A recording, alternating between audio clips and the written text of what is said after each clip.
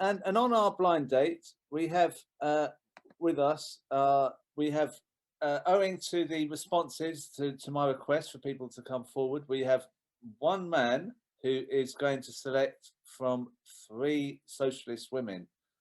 This is how it's turned out, just because people didn't come forward. So we have one comrade from Portsmouth, and I'm going to unmute him. We will not see our comrades here. They will not see each other. They were going to judge each other on what they say, not on what they look like. David, are you there? I am here. Yes. Good morning. Have you enjoyed your morning so far?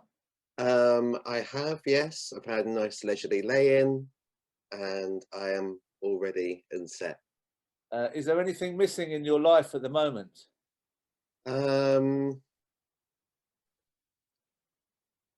Sanity. Sanity, right. Okay, good answer. We have joining us as one of your potential dates. This will be a virtual date, obviously. We're not endorsing meeting up anyone within and breaking the law at all. Please let that be known.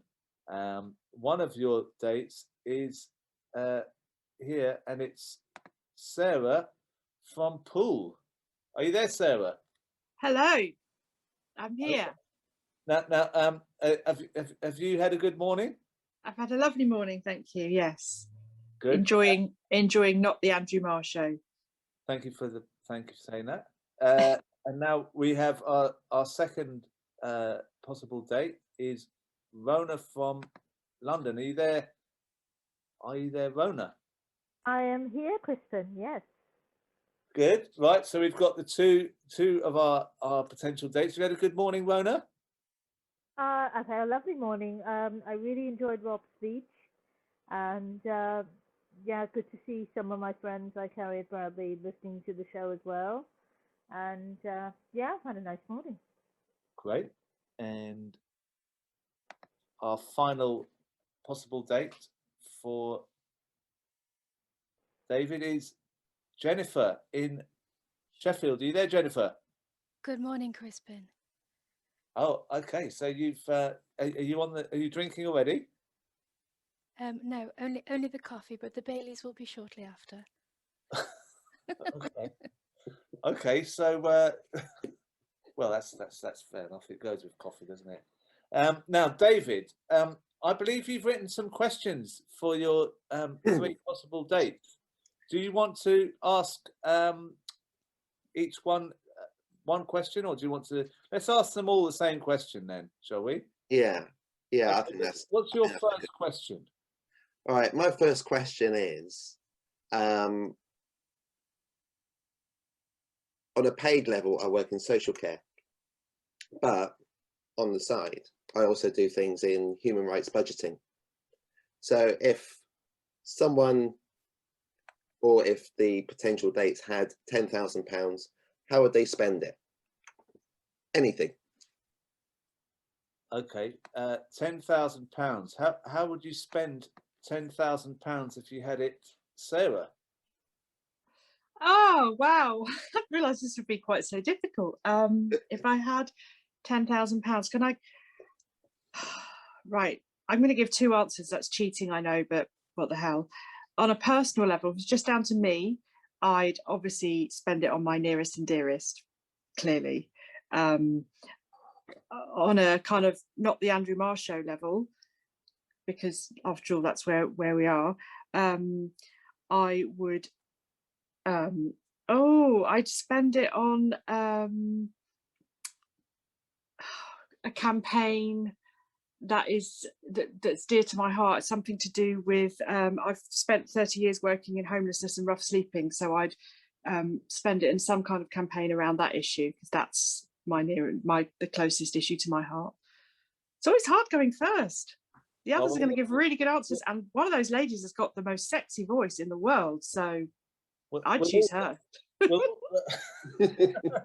We'll alternate who goes first. So Rona, what would you do with £10,000? I'm just basically thinking that this contest is over before it starts because Jennifer seems to be winning the palm with her extraordinarily beautiful tones. But in terms of what I would spend money on, I came into some money earlier late last year, and I gave quite a bit to stop the war. I gave some money to a lady called Charlotte Hughes, who basically buys things, food parcels and things for people who have been sanctioned. So I gave quite a bit to her. I did spend a bit of money on my friends as well. And if I had £10,000, I think I too would sort of find a way to give some of that money to Streets Kitchen and to other homelessness projects that operate in the name of solidarity, not charity. And I think probably the rest would go into some sort of bank account or savings account until I could work out how best to spend it. I don't think I would spend it all at once. I would wait and see what opportunities presented themselves to use the money wisely. Wow, you've got a very good answer there. That's a very good answer. Jennifer. £10,000. Well, I do really agree quite wholeheartedly with the answers from the other ladies. But personally, I think the only reasonable thing to do with 10 grand is to set up an education and training facility for our youth, so that we really can work towards getting a socialist government, with a view to making contact with other similar schemes in countries like Norway, for example, where they're training and educating youths from all backgrounds in politics and making connections with them. I think we don't need to be starting with organising with people university age and older. Our children have voices too, and they have a right to learn about politics, the truth of politics. Wow, what great answers, David. You've got difficult choices to make here. I certainly have. Do you have a follow-up question that might trick them even more? Yeah. What's the naughtiest thing that the potential dates did as a child? Right. Okay, Jennifer, your turn to go first here. An interesting question, and well, which event should I pick? When I was very young, my nan in Cornwall used to always make banana jelly, which I actually hate. I don't like, I've never liked, and I don't know why she thought I liked it, but every time we went, she would make it. On one such occasion, I must have been about 9 years old, and just as I was going to bed, my nan said to me, "Oh, there's some banana jelly in the fridge for you tomorrow, my love." I sighed, my shoulders slumped, and I climbed the stairs, went to the bathroom to brush my teeth, and that's when I saw my granddad's dentures. So I sneaked back downstairs with Papa's dentures, opened the fridge door, and before I even knew what was happening, I'd dropped them in the jelly. My granddad spent the whole of the next day searching for his teeth, and it was only at tea time when Nan put her spoon in the jelly to serve it that they rose up out of the bowl. And you know what? Dear of him, he took the blame for it. He must have known it was me, but he took the blame for it. Wow, that's a great story. Dentures. I remember my granddad when he took his dentures out, he couldn't put anything. But anyway, yeah. So without dentures, you can't say much. So it's Rona next.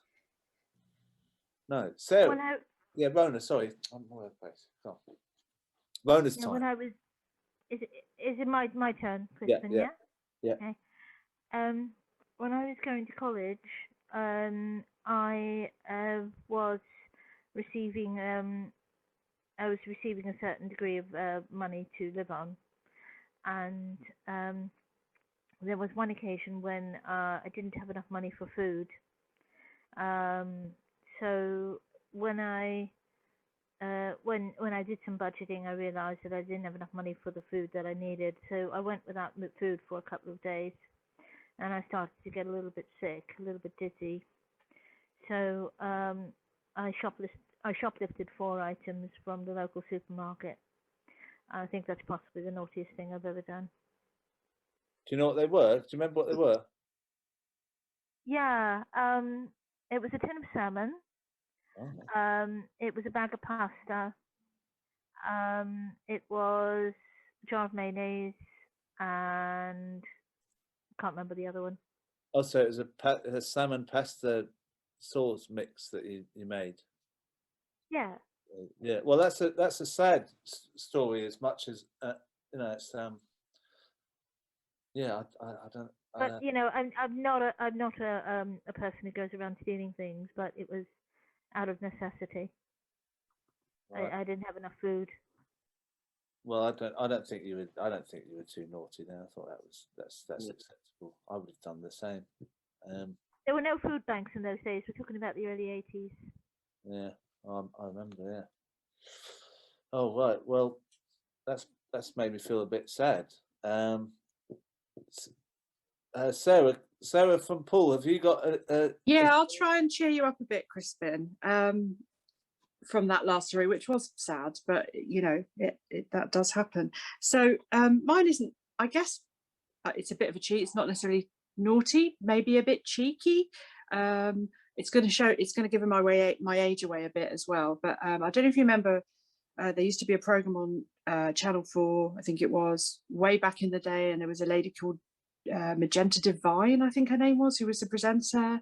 Yeah. And it was around the time of an election, and they had a fake court room set up, and I somehow managed to get a ticket, and I was in the audience. I was only like 17 or whatever, and they were having a vote on whether the audience thought that the people in the panel should be guilty or not guilty, etc. And on the panel included Ken Livingstone, legend, and Clement Freud. And it was around time when they were bringing in student fees, or talking about bringing in student fees. And I put my hand up and made some comment about not all parents can pay student fees. It's an outrage, la la la, it shouldn't be happening.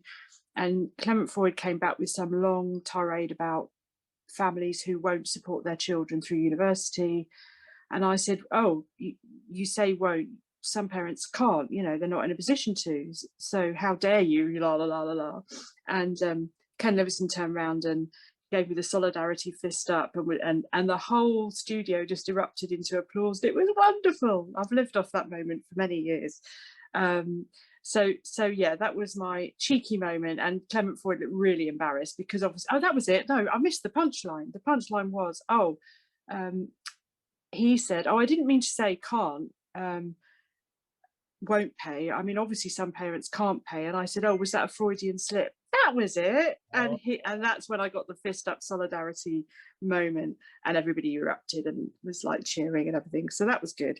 I also punched my swimming teacher once in the face, which is probably a bit more naughty, because she held me over the deep end and I couldn't swim. So I punched her. Yeah, and I'm not violent. But it's also a really stupid thing to do, because she was obviously more likely to drop me at that point, but I didn't think about that. Okay, so David, you've got some different naughty stories there. One quite heartbreaking. One involves dentures, and the other involves punching a swimming instructor in the face. How confident are you that this date's going to work out? Oh, well, the good thing is I don't have dentures. But the downside is I'm a bit of a softie, so anyone tried to punch me, I think I'd run a mile. So. Well, that's good. That's good. Well, I'm sure that's what I'd do as well. Now, this is your final question. This is the one that will obviously swing who you choose. At the moment, you don't know who you're going to choose. So, have you got a final question that will sort out the dentures from the jelly? Yes, I do. As I said, I work in social care, and it can be a very rewarding job, either on a very, very small scale or on a massive scale. It depends what they do, and no 2 days are the same. What would the potential dates find most rewarding in their job? We'll start with Rona. I used to be a professional singer in care homes, and I used to lead dementia choirs, and one of them is still on furlough, and the other one is online. I found it immensely rewarding when people exceeded the expectations of their relatives and their care workers by doing things that they never even knew that they could do, just basically through the medium of performance and singing. Alternatively, I work in for a health charity, and I find it rewarding when we manage to successfully quell the number of people with learning disabilities from being sort of slapped with do not resuscitate orders during the first wave of the pandemic. And it's starting to happen again, so we've got another campaign on our hands.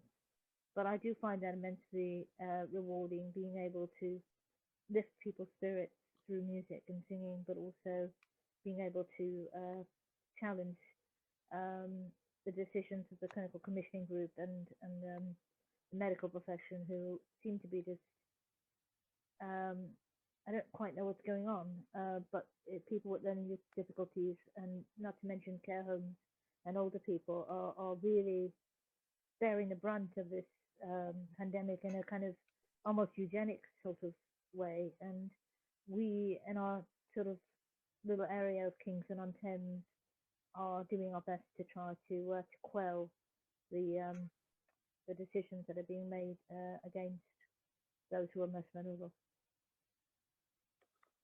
Okay, well, that's really good what you're doing. Thank you for sharing, Rona. And now we're moving on to, I think it's Sarah next. How are you doing, Sarah? Yeah, okay. So my career, in inverted commas, for about 30 years nearly 30 years, was working in homelessness and addiction services. I'm hoping I'm amongst an audience that it goes without saying what satisfaction I would get with that job. I worked with the most incredible people who taught me a huge amount about humanity and resilience and fortitude, and I'll never forget a single one of them. And I'm talking about the people I work with on the streets, of course, although I did have some great colleagues as well, I should say.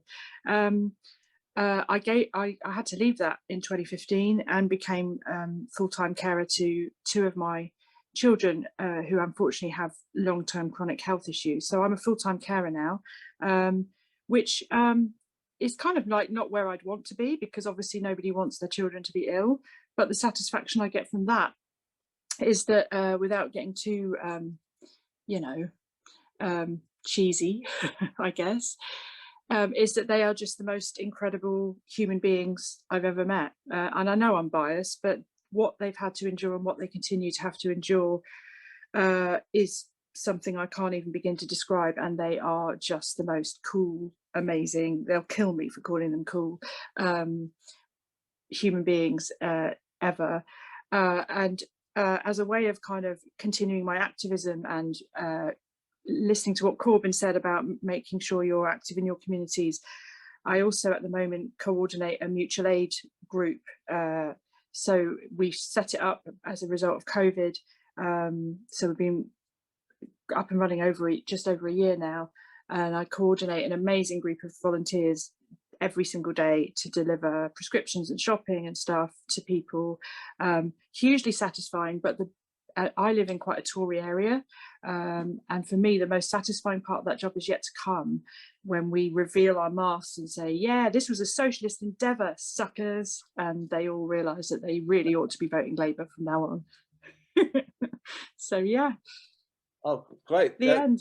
Another great answer, Jennifer. This is the final question for the final contestant to answer it. What's your response? I'm actually heavily involved in the disability rights movement myself, Some of you may have heard of Disabled People Against Cuts, so that's a group that I'm heavily involved with. And like Sarah, I'm a full-time carer to a disabled child, and don't work in inverted commas, although obviously it is a 24 hours, 7 days a week job. My hats off and solidarity to anyone else who's in a similar role. When I did used to work, things like ensuring that colleagues have joined a union and that we're talking about getting better work terms and conditions. It's really, really important. I obviously on a personal level have had several experiences during this last, during the pandemic, that have been incredibly rewarding. My little boy didn't write or draw before the lockdown, and about 6 months ago, after a lot of one-to-one and encouragement, he started to draw and to paint. And he's actually now copying Picasso and Van Gogh paintings in his own way, which are really bright and beautiful, and I'm very, very proud of. But I think we also need to look at the wider issue of what's rewarding about being in a workplace.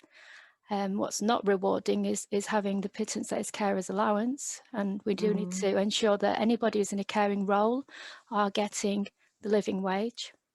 But that needs to be all across the board. So that's something that I continue to support and campaign for, as well as across the entire working class movement, not just here, but internationally.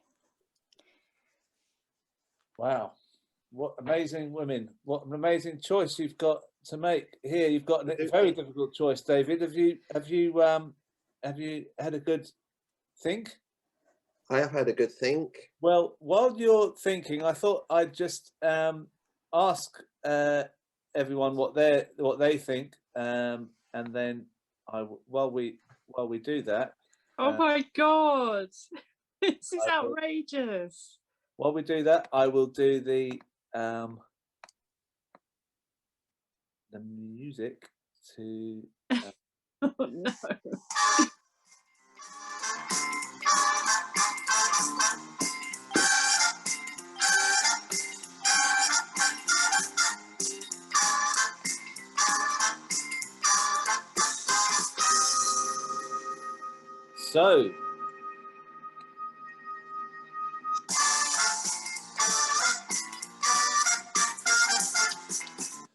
So, David, have you made up your mind? I have made up my mind. Yes, I have. And it's a very close. It's very close on the poll. I'll just show that the poll. It's almost, there's hardly any difference between it.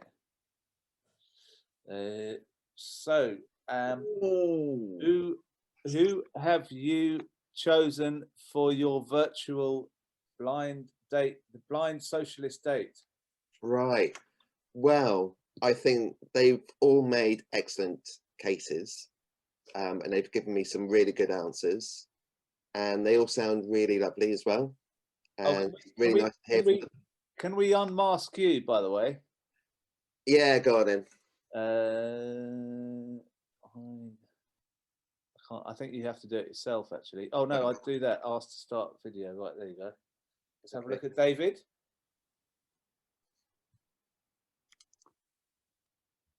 Here's David. Right. Okay. So David, tell us who you've chosen, and then we'll introduce you to the two that you haven't chosen. Okay. The last answer from Jennifer, I found really intriguing, and that doesn't discount all the other answers from Sarah and Rona.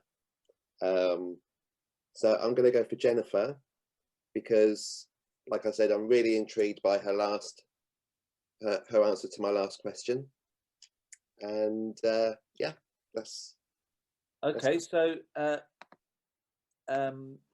Sarah, are you able Hello. to, there you go, ask to start video. There you go. Sarah, do you want to say Hello to David. Sarah was on earlier. Is it Hello. recognised her from Hello, Sarah. talking Hello. on the show? Yeah. Okay. So Sarah, there's Sarah. You've decided not to have a date with Sarah. And Rona, are you there, Rona? Hello. Hello, Rona. And David, you've decided not to have a date with Rona. Thank you for coming on, Rona. Thank you. Nice to meet you, David. Nice I'm to meet you involved with too. DPAC as well, but I hope you enjoy your time with Jennifer. Thank you. Okay, and this is all very social, very gracious and socialist. And now, Jennifer, this is you have had. David has chosen you as his date. So, is it Margaret Thatcher? Oh no! I was just having a little read, Crispin. Hello, David. Hello, Jennifer. Happy Valentine's Day, everybody. Yes, happy Valentine's Day. That's a lovely shirt. Oh, thank you. I love your hair. It is my hair. I paid for it. Oh. Thank you. Yes. Very nice. Right. So, do you want to go on a virtual Zoom date in the week, and then we can do that thing they do at Blind Date, where they meet, say how they really got on or not? Would you be up Yeah. for having a Zoom together? Yeah, I'm up for it. Are you up for Definitely. that, Jennifer? Why not? So yeah, I will coordinate that for you and send you each other's details so you can do that.